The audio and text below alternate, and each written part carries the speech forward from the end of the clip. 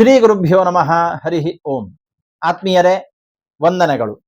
ಹಿಂದೂ ಧರ್ಮ ಶಿಕ್ಷಣ ವಿಭಾಗದಲ್ಲಿ ಈ ಹಿಂದಿನ ಸಂಚಿಕೆಯಲ್ಲಿ ಪ್ರಾತಃ ಕಾಲದಲ್ಲಿ ಎದ್ದ ತಕ್ಷಣ ಮಾಡಬೇಕಾದಂತಹ ಕರ್ತವ್ಯ, ಶೌಚ ವಿಧಿ, ದಂತಧಾವನಾದಿಗಳನ್ನು ಮಾಡಿದ ಬಳಿಕ ಕಪಿಲಾಂ ದರ್ಪಣಂ ಭಾನುಂ ಭಾಗ್ಯವಂತಂಚ ಭೂಪತಿಂ ಆಚಾರ್ಯಂ ಅನ್ನದಾತಾರಂ ಪ್ರಾತಃ ಪಶ್ಯೇ ಪತಿವ್ರತಾಂ ಎಂಬಂತಹ ಈ 8 ಮಂದಿಯ ಸ್ಮರಣೆಯನ್ನು ಕಪಿಲೆ ಹಸುವಿಂದ ಆರಂಭಿಸಿ ಪತಿವ್ರತೆಯರವರೆಗೆ 8 ವಸ್ತುಗಳನ್ನು, ವ್ಯಕ್ತಿಗಳನ್ನು ಚಿಂತಿಸಬೇಕು, ಸೇವಿಸಬೇಕು ಅಂತ ತಿಳಿದುಕೊಂಡೆವು. ಅದರಲ್ಲಿ ಪ್ರಧಾನವಾಗಿ ಭೂಪತಿಂ ಅಂತ ಹೇಳುವಾಗ ಅರಸ, ಚಕ್ರವರ್ತಿಯಾದಂತಹ ರಾಜ. ಆಮೇಲೆ ಪತಿವ್ರತೆಯರು ಯಾರು ಕೇಳುವಾಗ ಈ ಬಗ್ಗೆ ಮುಂದಿನ ಸಂಚಿಕೆಯಲ್ಲಿ ಸ್ವಲ್ಪ ವಿಚಾರ ವಿಮರ್ಶೆಯನ್ನು ಮಾಡೋಣ. ಅಹಲ್ಯ, ದ್ರೌಪದಿ, ಸೀತಾ, ತಾರಾ, ಮಂಡೋದರಿ ತಥಾ ಪಂಚಕಂನ ಸ್ಮರೇ ನಿತ್ಯಂ ಮಹಾಪಾತಕನಾಶನಂ. ಅನೇಕ ಮಂದಿ ಪತಿವ್ರತೆಯರಿರುವಾಗ ಈ 5 ಮಂದಿಯೇ ಯಾಕೆ ಎಂಬಂತಹ ಜಿಜ್ಞಾಸೆ ಸಹಜವಾಗಿಯೇ ಬರುತ್ತದೆ. ಅದರ ಬಗ್ಗೆ ಮುಂದಿನ ಸಂಚಿಕೆಯಲ್ಲಿ ವಿಮರ್ಶೆ ಮಾಡೋಣ ಅಂತ ಹೇಳಿದ್ದೆ. ಮೊದಲಿಗೆ ಬರತಕ್ಕಂತಹದ್ದು ಭೂಪತಿಂ ಎಂಬಂತಹ ಹೆಸರು. ಅದರ ಬಗ್ಗೆ ಸ್ವಲ್ಪ ವಿಮರ್ಶೆಯನ್ನು ಮಾಡುವ. ಭೂಪತಿ ಅಂತ ಹೇಳಿದ್ರೆ ನಮ್ಮನ್ನು ಆಳುವವರು ಅಂತ ಅರ್ಥ. ಭೂಮಿಗೆ ಒಡೆಯ, ಅರಸ, ರಾಜ. ಎಂತಹ ರಾಜ? ಚಕ್ರವರ್ತಿ ರಾಜ. ಸಮಗ್ರ ಭೂಮಂಡಲವನ್ನು ಆಳುವವನಾಗಿರಬೇಕು. ಅಂತಹ ಚಕ್ರವರ್ತಿ ರಾಜನಾಗಿರಬೇಕು. ಯಾರವ? ಈಗ ಅನೇಕ ಮಂದಿ ಇದ್ದಾರೆ. ನಮ್ದು ಪ್ರಜಾಪ್ರಭುತ್ವ ರಾಷ್ಟ್ರ. ಪ್ರಜಾಪ್ರಭುತ್ವದ ವ್ಯವಸ್ಥೆಯಲ್ಲಿ ಚಕ್ರವರ್ತಿ ಅರಸನನ್ನು ಹುಡುಕುವುದು ಕಷ್ಟ. ಅಕಸ್ಮಾತ್ ಇದ್ದಾರೆ ಅಂತಾದರೂ ಕೂಡ ಶುದ್ಧ ಹಸ್ತರು, ಶುದ್ಧ ಚಾರಿತ್ರ್ಯ ಉಳ್ಳವರು,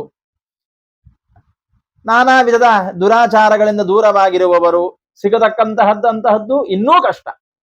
ಸಿಗುವಂತಹದ್ದಂತೂ ಇನ್ನೂ ಕಷ್ಟ. ಸರಿ, ಇದ್ದಾರೆ ಅಂತ ಒಪ್ಪಿಕೊಳ್ಳೋಣವೋ?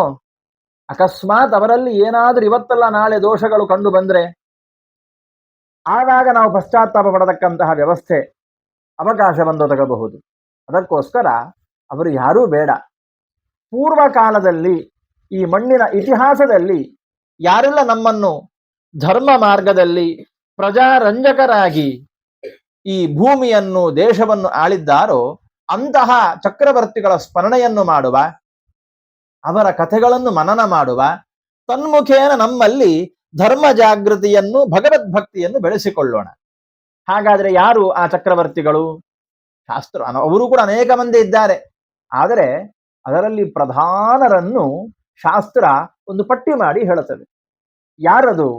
ಮಾಂಧಾತ, ನಹುಷಃ, ಅಂಬರೀಷ, ಸಗರಃ, ರಾಜಾ ಪೃಥುಃ, ಹೈಹಯಃ, ಶ್ರೀಮಾನ್ ಧರ್ಮಸುತಃ, ನಲಃ, ದಶರಥಃ, ರಾಮಃ, ಯಯಾತಿಃ, ಯದುಃ, ಇಕ್ಷ್ವಾಕುಃ, ವಿಭೀಷಣಃ, ಭರತಃ, ಉತ್ಥಾನಪಾದಃ, ಧ್ರುವಃ ಇತ್ಯೇತಾಃ ಭುವಿ ಭುಜಶ್ಚ ಸತತಂ ಕುರುವಂತು ನೋ ಮಂಗಲಂ. ಇವರೆಲ್ಲ ಈ ಭೂಮಿಯನ್ನು ಧರಿಸಿಕೊಂಡವರು ಅಂತ ಹೇಳಿದ್ರೆ ಭೂಪತಿಗಳಾಗಿ ಭೂಮಿಯ ಪಾಲನೆಯನ್ನು ಮಾಡಿ, ಧರ್ಮ ಮಾರ್ಗದಲ್ಲಿ ಭೂಪಾಲನೆಯನ್ನು ಮಾಡಿ, ಪ್ರಜಾಪಾಲನೆಯನ್ನು ಮಾಡಿ ಆದರ್ಶಪ್ರಾಯರಾಗಿ ಮೆರೆದಂತಹ ಐತಿಹಾಸಿಕ ರಾಜರುಗಳು, ಚಕ್ರವರ್ತಿಗಳು.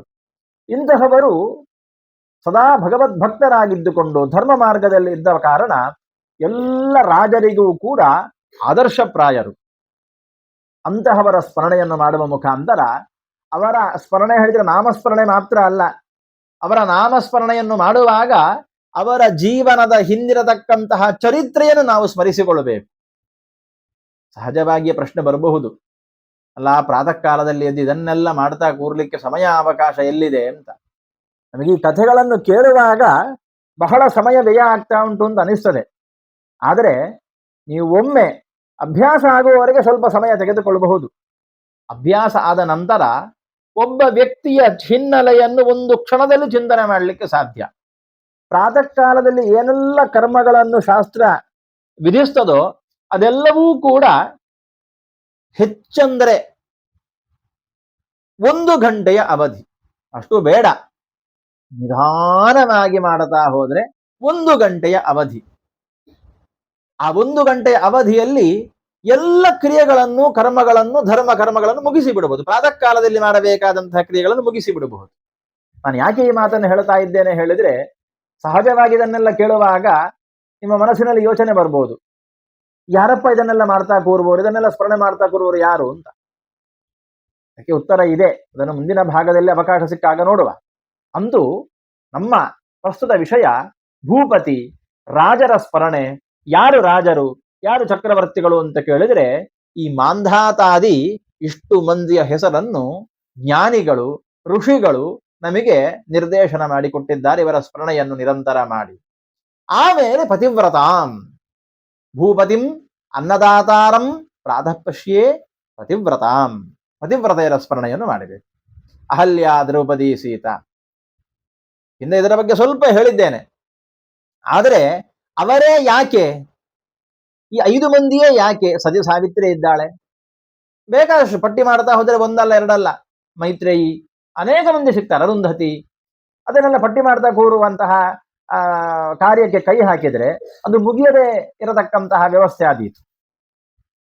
ಹಾಗಾದ್ರೆ ಅಷ್ಟು ಮಂದಿ ಇರುವಾಗ, ಅನೇಕ ಮಂದಿ ಇರುವಾಗ ಈ 5 ಮಂದಿಯನ್ನು ಮಾತ್ರ ಯಾಕೆ ಹೇಳಿದ್ರು?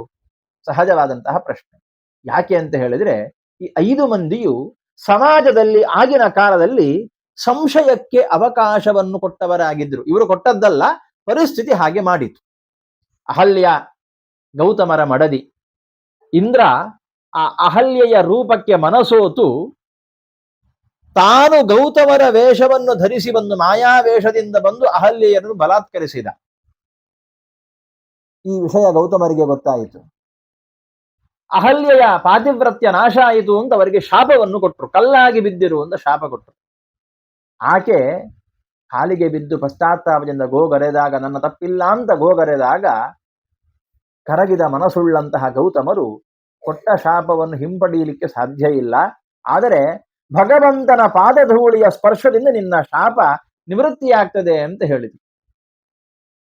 ಎಷ್ಟೋ ವರ್ಷಗಳ ಕಾಲ ಅಹಲ್ಯೆ ಶಿಲೆಯಾಗಿ ಬಿದ್ದು ತನ್ನ ಪತ್ಯಂತರ್ಗತ ಭಗವಂತನನ್ನು ಸ್ಮರಣೆ ಮಾಡ್ತಾ ಇದ್ದಳು.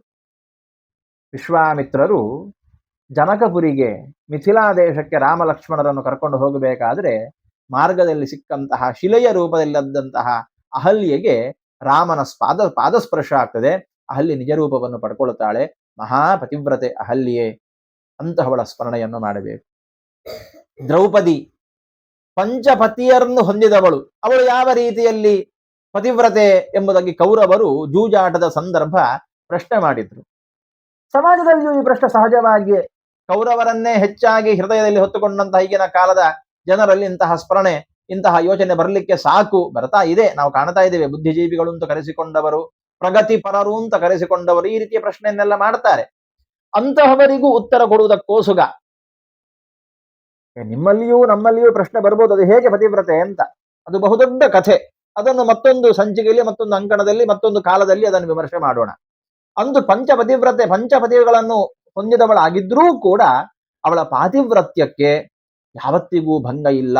ಪತಿನಿಷ್ಠೆ ಅವಳಲ್ಲಿ ಅಷ್ಟು ಶುದ್ಧವಾಗಿತ್ತು ಎಂಬಂತಹ ಕಾರಣವನ್ನು ಎಂಬುದನ್ನು ಋಷಿಮುನಿಗಳು, ಶಾಸ್ತ್ರಕಾರರು ತಮ್ಮ ಜ್ಞಾನ ದೃಷ್ಟಿಯಿಂದ ತಿಳಿದು ಆಕೆಯನ್ನು ಮಹಾಪತಿವ್ರತೆಯ ಸ್ಥಾನದಲ್ಲಿ ಸೇರಿಸಿದರು. ಸೀತೆ ಜಗನ್ಮಾತೆ, ಲಕ್ಷ್ಮಿಯ ಅವತಾರ.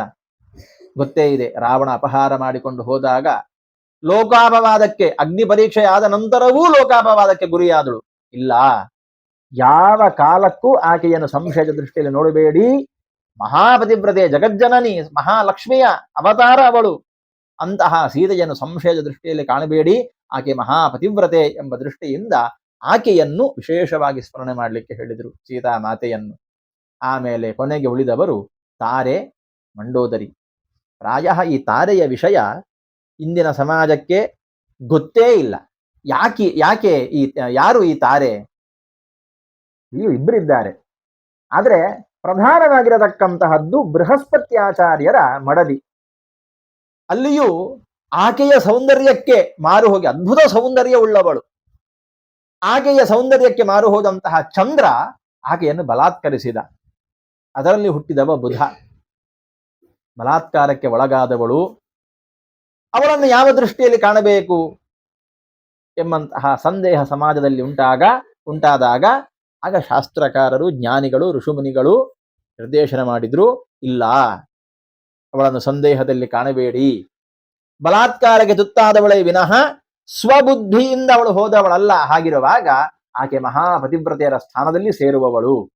ಅವಳನ್ನು ಸ್ಮರಣೆ ಮಾಡಿ ಸಂಶಯದ ದೃಷ್ಟಿಯಲ್ಲಿ ಕಾಣಬೇಡಿ. ಕೊನೆಯದಾಗಿ ಮಂಡೋದರಿ. ಮಂಡೋದರಿಯನ್ನು ಯಾಕೆ ಹೇಳ್ತಾರೆ? ಆಕೆಯ ಪತಿ ರಾವಣ ಮಹಾ ಸ್ತ್ರೀಲಂಪಟ. ಎಷ್ಟೇ ದೊಡ್ಡ ಧರ್ಮಿಷ್ಠನಾಗಿರ್ಲಿ, ಬ್ರಾಹ್ಮಣನೇ ಆಗಿರ್ಲಿ, ಮಹಾ ಶಾಸ್ತ್ರಜ್ಞ, ಜ್ಯೋತಿಷ್ಯ ತಿಳಿದವ, ವೇದಜ್ಞ, ವೇದವನ್ನು ತಿಳಿದವ, ಹಾಗಿದ್ರೂ ಸ್ತ್ರೀಯರ ಹುಚ್ಚೆಂಬಂತಹ ಮಹಾನ್ ಕುಕೃತ್ಯಕ್ಕೆ, ವ್ಯಭಿಚಾರಕ್ಕೆ ಒಳಗಾದವ. ಸ್ತ್ರೀಲಂಪಟ, ಲೋಕಕಂಟಕನಾಗಿ ಮೆರೀತಾ ಇದ್ದವ.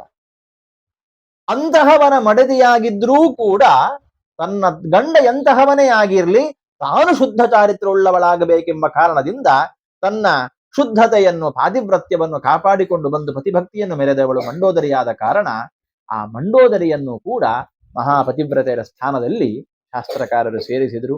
ಈ ರೀತಿಯಾಗಿ ಈ ಚಕ್ರವರ್ತಿಗಳು, ಚಕ್ರವರ್ತಿ ಸಾರ್ವಭೌಮರು, ಅದೇ ರೀತಿ ಪಂಚಪತಿವ್ರತೆಯರ ಸ್ಮರಣೆಯನ್ನು ಪ್ರಾತಃ ಕಾಲದಲ್ಲಿ ಮಾಡುವುದರಿಂದ ಸಕಲ ಪಾಪಗಳು ನಿವೃತ್ತಿಯಾಗುತ್ತವೆ ಎಂಬುದಾಗಿ ಶಾಸ್ತ್ರಕಾರರು ನಮಗೆ ನಿರ್ದೇಶನವನ್ನು, ಸರ್ವಜ್ಞರು, ಜ್ಞಾನಿಗಳು ಕೊಟ್ಟಂತಹ ಮಾರ್ಗದರ್ಶನ. ಆ ಮಾರ್ಗದಲ್ಲಿ ನಡೆಯೋಣ ಅಂತ ಹೇಳ್ತಾ ಇವತ್ತಿನ ಸರಣಿಯನ್ನು ಮುಗಿಸ್ತೇನೆ. ಧನ್ಯವಾದಗಳು.